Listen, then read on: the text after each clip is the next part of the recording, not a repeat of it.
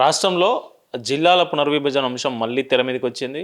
ఆ జిల్లాలను శాస్త్రీయంగా విభజన సరిగా జరగలేదు, శాస్త్రీయంగా జరగలేదు. దీన్ని మళ్ళీ శాస్త్రీయంగా మేము పునర్విభజన చేయబోతున్నాం. దీనికోసం ఒక కమిటీ కూడా వేస్తామని సీఎం రేవంత్ రెడ్డి ప్రకటించారు. ఈ అంశం మీద మనతో పాటు మాట్లాడడానికి ఎస్టీయు మాజీ అధ్యక్షులు భుజంగరావు గారు ఉన్నారు.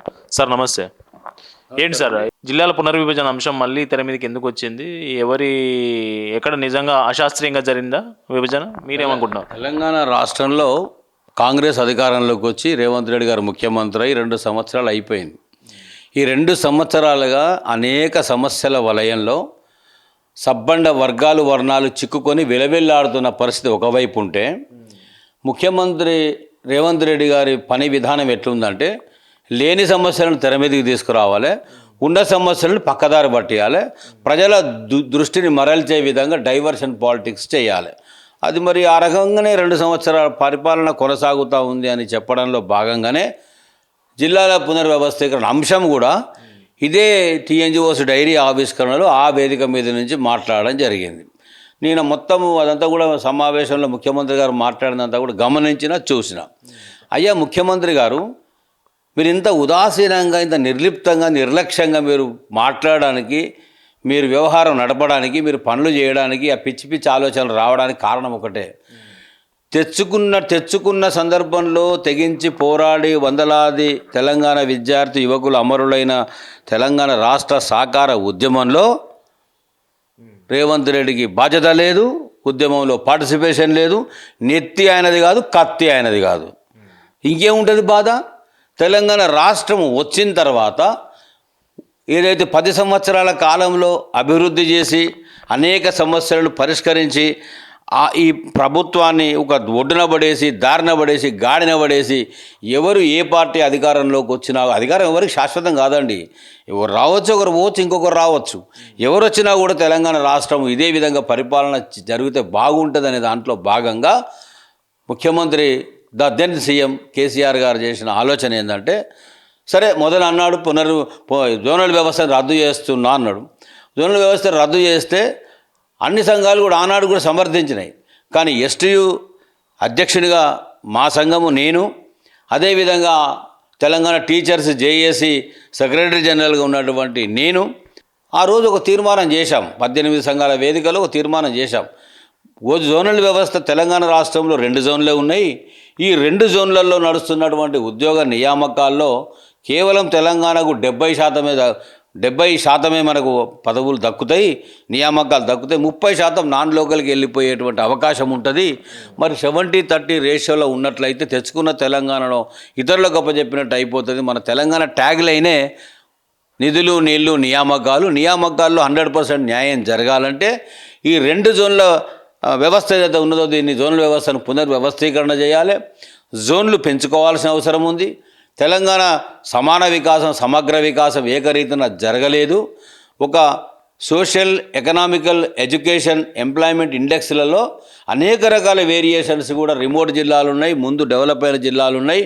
వీటన్నింటినీ కూడా సరైన న్యాయం జరగాలంటే జోనల్ వ్యవస్థ పునర్వ్యవస్థీకరణ జరగాలి. ఆ ఉద్దేశంతోనే 371D దాని ప్రకారం ఆనాడు జోనల్ వ్యవస్థ ఏర్పడింది. ఉమ్మడి రాష్ట్రంలో 6 జోన్లు ఉండేవి. అది రాను ఎట్లా మార్చిందంటే హైదరాబాదును ఫ్రీ జోన్గా మార్చి కుట్ర చేసి ఎక్కడెక్కడో ఉన్నటువంటి సీమాంధ్రులంతా కూడా హైదరాబాదులో ఉద్యోగాలు వచ్చే విధంగా, పొందే విధంగా ఒక ఫ్రీ జోన్గా మారుస్తున్నటువంటి సందర్భంలో తెలంగాణ రాష్ట్రం రాకముందే ఈ ప్రమాదాన్ని పసిగట్టిన దెన్ టీఆర్ఎస్ అధ్యక్షుడు కేసీఆర్ గారు ఫ్రీ జోన్ ఉద్యమాన్ని రాష్ట్ర వ్యాప్తంగా సిద్దిపేటలో చేసినటువంటి పరిస్థితి. హైదరాబాద్ ఫ్రీ జోన్ ఉండకూడదు, హైదరాబాద్ ప్రత్యేక జోన్గా ఉండాలి.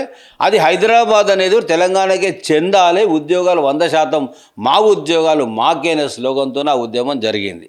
తెలంగాణ రాష్ట్రం 2014 జూన్ 2న ఏర్పడిన తర్వాత 2 జోన్లతో వచ్చినటువంటి తెలంగాణ రాష్ట్రాన్ని 7 జోన్లుగా, 2 మల్టీ జోన్లుగా మరి విభజించుకున్నాం. మనం 33 జిల్లాలుగా విభజించుకున్నాం. మొదలు 31 జిల్లాలు ఉండేవి. 2014లో మరి పునర్వ్యవస్థీకరణ జరిగిపోయినాక రీఆర్గనైజ్డ్ జోనల్ సిస్టమ్ను నూతన 31 జిల్లాలతో కేంద్ర ప్రభుత్వానికి పంపిస్తే 2018లో హోంశాఖ అప్రూవల్ ఇచ్చి ఆమోదం తెలిపి మనకు వచ్చినటువంటి పరిస్థితి. ఆ తర్వాత ములుగు, నారాయణపేట 2 జిల్లాలు మళ్ళీ డిమాండ్ ప్రజల నుంచి ముందుకు వచ్చిన తర్వాత ఆ తెచ్చుకున్నటువంటి ఉత్తర్వులను సవరిస్తూ ఆ 2 జిల్లాలను కూడా చేరుస్తూ 33 జిల్లాలు, 7 జోన్లు, 2 మల్టీ జోన్లుగా తిరిగి మళ్ళీ పంపిస్తే 2021లో మనకు ఆదేశాలు వచ్చినాయి. అంటే ఈ మధ్యకాలంలో జిల్లాల పునర్వ్యవస్థీకరణ కావచ్చు, జోన్ల పునర్వ్యవస్థీకరణ, నూతన జోన్ల వ్యవస్థ వచ్చేంత వరకు తెలంగాణ రాష్ట్రంలో ఉన్నటువంటి నిరుద్యోగ యువకులంతా కూడా కాస్త నోటిఫికేషన్లు లేట్ అయ్యి వెనుకకయ్యి చాలా ఇబ్బంది పడ్డమాట వాస్తవం. అదే ఎప్పుడైతే వచ్చిందో నోటిఫికేషన్స్ ఇచ్చి ఉద్యోగ నియామకాలు చేసినటువంటి పరిస్థితి దెన్ బీఆర్ఎస్ టీఆర్ఎస్ పరిపాలనలో జరిగిన మాట వాస్తవం. రేవంత్ రెడ్డి గారు ప్రతి మీటింగ్లో నేను 60,000 ఉద్యోగాలు ఇచ్చినా 70,000 ఉద్యోగాలు ఇచ్చినా అని చెప్తాడు కదా. ఆయన ఇచ్చిన ఉద్యోగాలు టీచర్లు 5,089, గ్రూప్ 1లో చేసినటువంటివి ఒక 66 ఉద్యోగాలు. అంటే 5,800 పైచిలుకుగా 900 వరకు 950 వరకు 5,950 ఉద్యోగాలు మాత్రమే రేవంత్ రెడ్డి ఇచ్చినటువంటి ఉద్యోగాలు. మిగతావన్నీ కూడా నియామక పత్రాలు ఇచ్చిన ఉద్యోగాలు ఏవైతే ఉన్నాయో దెన్ బీఆర్ఎస్ గవర్నమెంట్లో ఇచ్చిన నోటిఫికేషన్స్, పెట్టిన పరీక్షలు, జరిగిన ఇంటర్వ్యూలు, వచ్చినటువంటి లేఖలు ఇచ్చే సమయానికి ముఖ్యమంత్రిగా నువ్వు ఉన్నావు కాబట్టి రేవంత్ రెడ్డి గారు లేఖలు ఇస్తూ ఊదరగొట్టి ఉపన్యాసం చెప్పి సంవత్సరానికి 2 లక్షల ఉద్యోగాలు ఇస్తామని చెప్పినాము. ఇవి 60-70 వేలు ఇప్పటివరకే మేము ఇచ్చేసినాం, మా చాలా గొప్ప గవర్నమెంట్, గొప్ప పరిపాలన దక్షుందని ఊదరగొట్టి ఉపన్యాసాలు చెప్పినటువంటి పరిస్థితి. అయ్యా ఇప్పుడు నిరుద్యోగులు రోడ్డు మీద పడి 24 గంటలు హైదరాబాదులో చాలా నానా అవస్థపడి వాళ్ళు మా బతుకులు ఏం కావాలి, మా జీవితాలు ఏం కావాలి, మా ఉపాధి ఏం కావాలి, మా విద్యార్హతలతో మా కుటుంబాలు ఏం కావాలి, మా జీవితాలు ఎప్పుడు షెడ్యూల్ చేసుకోవాలని ఇబ్బంది పడుతూ జాబ్ క్యాలెండర్ అనౌన్స్ చేయమని చెప్పేసి నిరుద్యోగులంతా మెరుపు ధర్నాలు చేస్తుంటే వాళ్ళ మీద అమానుషంగా పాశవికంగా పోలీసు లాఠీ చార్జ్ చేసి వాళ్ళని ఎత్తుకపోయి నానా హింసలు పెడుతున్న ఘనత నీకే దక్కింది కదా రేవంత్ రెడ్డి గారు. మరి ఇప్పుడు తినే కూట్లో మట్టి పోయడానికి నువ్వు ఇప్పుడు నీ గురువు చంద్రబాబు నాయుడు ఇచ్చిన డైరెక్షన్ మేరకు హైదరాబాద్ను ఫ్రీ జోన్ చేయదలుచుకున్నావా? లేదా 33 జిల్లాలు సరిగ్గా ఏర్పడలేదు, వ్యవస్థీకరణ లోపం ఉంది అని చెప్పి మాట్లాడుతున్నావు కదా. మరి మొన్న 17 మున్సిపాలిటీలు హైదరాబాద్ చుట్టుముట్టుపక్కల ఉన్న 17 మున్సిపాలిటీలను తీసుకొచ్చి జిహెచ్ఎంసీలో విలీనం చేస్తే తలా తోకలేని నిర్ణయాలకు శాస్త్రీయంగా జరిగిందా, పద్ధతి ప్రకారం జరిగిందా, కమిషన్ వేసినావా, కమిటీ వేసినావా, అధ్యయనం చేసినావా, నివేదిక వచ్చిందా, నీకు ఆలోచన వచ్చింది తడవుగా 300 వార్డులు చేసి మున్సిపాలిటీలన్నీ తీసుకుపోయి కేంద్రీకరణ జిహెచ్ఎంసీలో వేస్తే ఎక్కడైనా మౌలిక సూత్రం ఒకటే, ఎక్కడైతే పరిపాలన వికేంద్రీకరణ జరుగుతుందో చిన్నగా వ్యవస్థలు ఉంటాయో అక్కడే అభివృద్ధి, కాన్సన్ట్రేషన్, దృష్టి ఎక్కువ ఉండే అవకాశం ఉంటుంది. ఇలా మున్సిపాలిటీలన్నీ అవునన్నా కాదన్నా చాలా వరకు అభివృద్ధి చెందిన ప్రాంతాలు, వాటిని తీసుకెళ్ళి అక్కడ జిహెచ్ఎంసీలో వేస్తే వేయడం వెనుక కుట్రేది ఇంకొక వాటా కూడా బయటకు వస్తుంది. హైదరాబాద్ను యూనియన్ టెరిటరీ చేయడం కోసమో, ఫ్రీ జోన్ చేయడం కోసమో, ఈ జిల్లాలను బొందబెట్టడం కోసమో, తెలంగాణ రాష్ట్రాన్ని తిరోగమనం చర్యలు తీసుకొని వెనుకకు నడపడం కోసం ఇదంతా జరుగుతూ ఉంది. దీనికి మూల సూత్రధారి చంద్రబాబు నాయుడు గారు అయితే వారి శిష్యుడైనటువంటి రేవంత్ రెడ్డి గారు ఆయన ఏ డైరెక్షన్ వేస్తే ఆ డైరెక్షన్లో అటు గోదావరి జలచౌర్యం కావచ్చు, ఇటు కృష్ణానది జలచౌర్యం కావచ్చు, ఇటు హైదరాబాద్ జిహెచ్ఎంసీలో మున్సిపాలిటీని విలీనం చేయడం కావచ్చు, ఉన్న జిల్లాలను లేకుండా చేయడం కోసం జరుగుతున్నటువంటి కుట్రగా అర్థం చేసుకోవాల్సి వస్తుంది. నేను ఒక మాట చెప్తా ఉన్నా, నిరుద్యోగుల జ్వాల ఇప్పటికే రగులుతూ ఉంది. 50 లక్షల మంది నిరుద్యోగులు ఇక్కడ తెలంగాణ రాష్ట్రంలో ఉన్నారు.